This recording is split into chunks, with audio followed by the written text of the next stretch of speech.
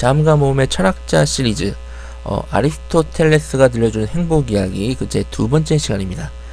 자, 여러분 지난 시간에 아리스토텔레스 선생님의 간략한 소개를 했고요. 자, 그리고 행복이 무엇인지, 행복하려면 어떻게 해야 되는지 아리스토텔레스 선생님이 지난 시간에 얘기해 줬죠. 자, 여러분들 한번 대답해 보세요. 행복해지려면 어떻게 하면 된다고 그랬어요? 아리스토텔레스 선생님이. 그렇죠. 자, 어서 빨리 대답해 보세요. 자, 그렇죠. 행복해지려면, 그렇죠, 중용의 삶을 살면 된다 라고 했습니다. 자, 중용이 뭔지는 지난 시간에 제가 설명을 해드렸기 때문에 만약에 기억이 안 나거나 2편부터 보시는 학생이 있다면, 자, 1편을 어서 빨리 돌려보시고, 자, 다시 공부해 주시기 바랍니다. 자, 즉 행복해지려면 중용의 삶을 살면 된다 그랬어요. 자, 그래서 지난 시간 마지막에 그럼 이렇게 질문할 수 있다고 그랬잖아요. 그러면 한 번만 중용 지키면 행복해지는 건가요? 이렇게 질문해가지고 아리스토텔레스 선생님이 뭐라 그랬어요? 그렇죠. 제비 한 마리 왔다고 보면 되는 거 아니니까 행복해지려면 중용 한 번 지켰다고 행복해지는 거 아니다, 이렇게 대답을 했어요. 네, 그래서 지난 시간에 배운 우리 아리스토텔레스 선생님의 그 사상을 정리해보면, 일단 첫 번째로 인간은 사회적 동물이고 정치적 동물이다 그랬죠. 그래서 인간은 정치를 하면서 살아가야 되는데 이걸 어디서 하냐? 국가 안에서 해야 된다, 이 얘기를 했어요. 그리고 바로 중용에 관해서, 행복에 관해서 제비 한 마리가 왔다고 봄이 되는 것은 아니니까 한 번 중용 실천했다고 행복해지는 것 아니다라고 얘기했어요. 자, 즉 그 말은 뭐냐면, 그렇죠, 중용의 덕은 매일 실천해야 돼요. 자, 여러분들 1분 행복, 인생에 있어서 1분 행복하고 하루 행복하려고 사는 거 아니잖아요.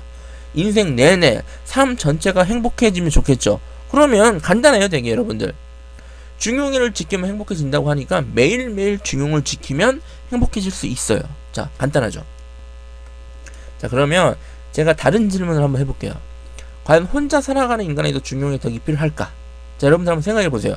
혼자 무인도에 나 혼자 살아가는데 내가 중용의 덕을 지킬 필요가 있을까? 이렇게 생각해 보세요. 그렇죠. 여러분들 어떻게 대답하는지 모르겠는데 제 생각엔 그래요. 아리스토텔레스 선생님 생각도 그렇겠지만 혼자 살아가면 중용이고 뭐고 다 필요 없어요. 여러분들 중용은 말 그대로 교만하지 않고 사치하지 않고 이러는 건데, 여러분들 혼자 무인도에서 살아가면 잘난 척 해도 듣는 사람도 없으니까 잘난 척 마음대로 해도 돼요. 거기서 행패 부려도 누구 하나 피해 받는 사람이 없으니까 중용의 덕 그거 지킬 필요 하나도 없어요. 자, 그런데 여러분들은 지금 다 한국 사회에서 다른 사람들과 관계를 맺고 살아가잖아요. 자, 그러면 여러분들이 행복해지려면 바로 이 중용의 덕을 여러분들 생활 속에서 다른 사람들과 살아가는 이 관계 속에서 실천해야 된다라고 아리스토텔레스 선생님이 얘기하고 있습니다. 자, 그런데 이 여러분들 다른 사람들과 살아가는 이 관계, 한국 사회를 다른 말로 뭐라 그래요? 그렇죠, 국가라고 하죠, 국가. 그런데 지난 시간에 아리스토텔레스 선생님이 뭐라 그랬어요? 인간은 무슨 동물이다? 그렇죠, 정치적 동물이다. 정치는 어디서 해야 된다? 그렇죠, 국가. 그래서 중용도 국가에서 실천해야 돼요. 자, 그래서 아리스토텔레스 선생님은 이 국가를 되게 중요한 개념으로 봤어요. 여러분들 국가 속에서 행복해질 수 있고 국가 안에서 정치적 동물이 될 수 있는 거예요. 혼자 살면 아무런 의미가 없는 거예요. 자, 그런데 국가는 어떻게 이루어져요? 국가는 시민의 참여로 이루어져요.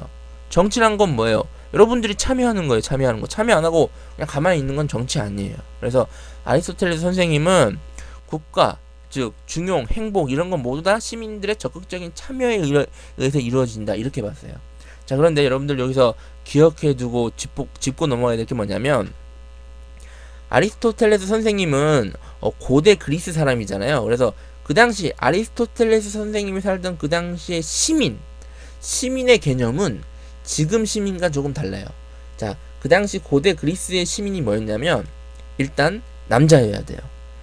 여자는 안 됩니다, 여러분들. 자, 지금 우리 여학생들은 좀 속상할지도 모르겠는데 그 당시는 그랬어요. 아리스토텔레스 선생님은 여자는 시민 아니다, 이렇게 얘기했어요. 자, 그리고 두 번째, 그렇죠, 세 번째, 노예도 안 돼요. 그 당시 노예가 있었으니까. 근데 노예도 사람인데 노예는 심지어 아리스토텔레스 선생님이 그냥 도구라 그랬어요. 사람도 아닌 취급을 했어요. 자, 그러니까 그 당시 얘기하는 시민은 남자, 일정 이상 연령을 가진 남자만 시민이라고 봤다. 지금 시민은 뭐 똑같죠. 남자 여자 구분할 거 없고 지금 노예도 없잖아요. 그러니까 모두 다 시민인데 그 당시 시민은 일정 이상의 연령을 지난 남자만 시민이었다. 이렇게 여러분들 이 정도는 이제 상식적으로 기억해 주시면 이제 좋을 것 같아요. 자, 그러면 정리해 보면 아리스토텔레스 선생님이 자 여기 앉아서 뭐라고 이제 설명하고 계시는 거야. 자 여러분들 행복해지고 싶거든. 행복하고 싶어? 그럼 덕에 의한 생활을 하면 돼. 덕은 무슨 덕이냐? 중용의 덕이죠. 중용의 덕. 여기서 말하는 덕은 중용의 덕이에요. 자 그리고 덕을 실천하는 사람, 덕을 실천하고 생활 속에서 베푸는 사람이 행복하다 이거예요, 여러분들. 그러니까 매일매일 실천해야, 매일매일 중용의 덕을 실천해야 행복하다 이거죠. 매일매일. 여기 바로 중용.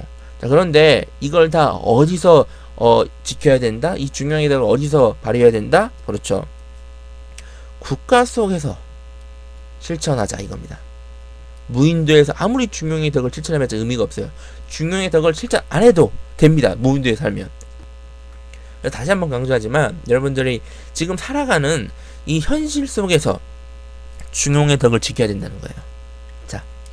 자 그리고 이제 아리스토텔레스 선생님의 이제 중용에 대해서 배웠고요. 이제 또 중요한 게 있어요. 아리스토텔레스의 사원소설입니다.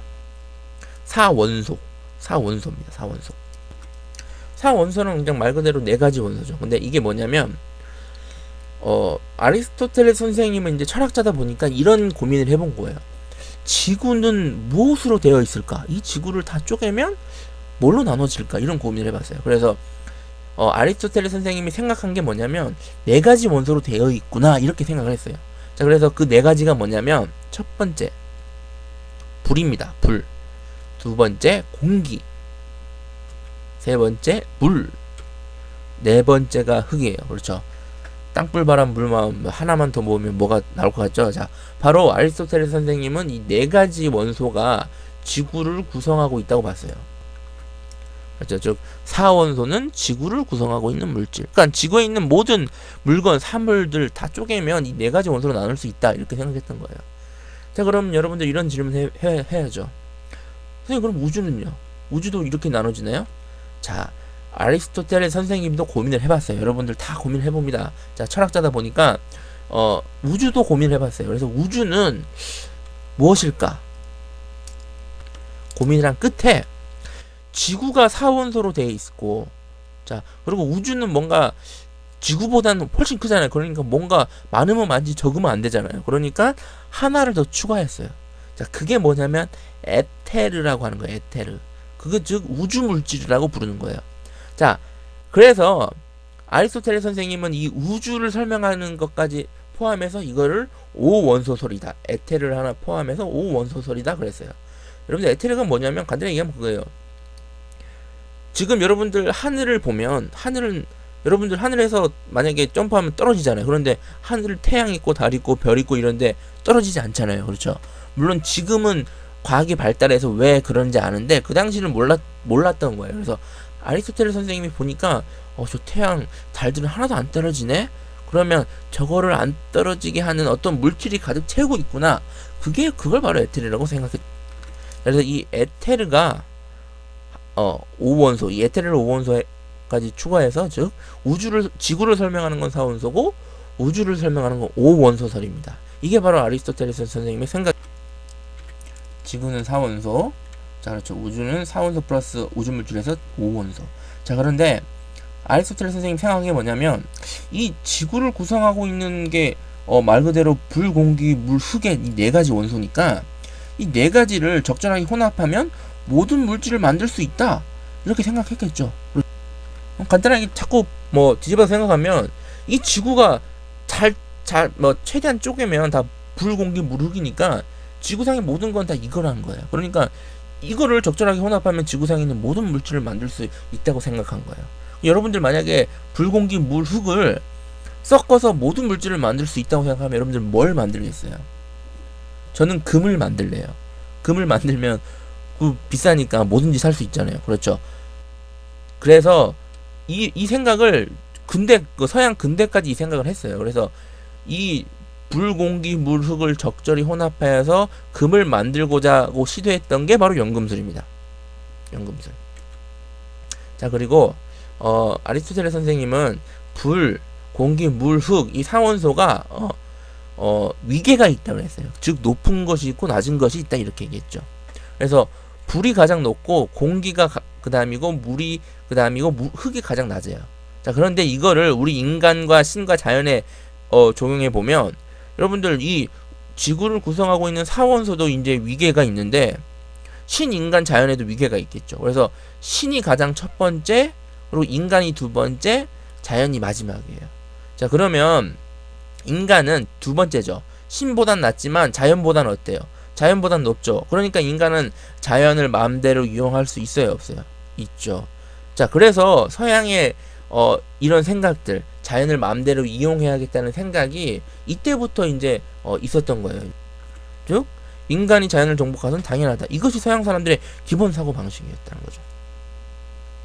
자, 그래서 우리 이것으로 이제 2편 아리스토텔레스 선생님의 행복에 대해서 공부를 해봤고요. 그리고 4원소와 5원소 그리고 위계에 대해서 공부를 해봤어요. 자, 그래서 다음 시간에 이제 아리스토텔레스 선생님에 대해서 다시 공부해 볼 텐데 여러분들이 이제 공부하기 전에 1편, 2편을 한 번씩 다시 돌려보면 공부가 많이 될 것 같아요. 자, 그래서 우리 이제 3편에서 다시 뵙도록 하겠습니다.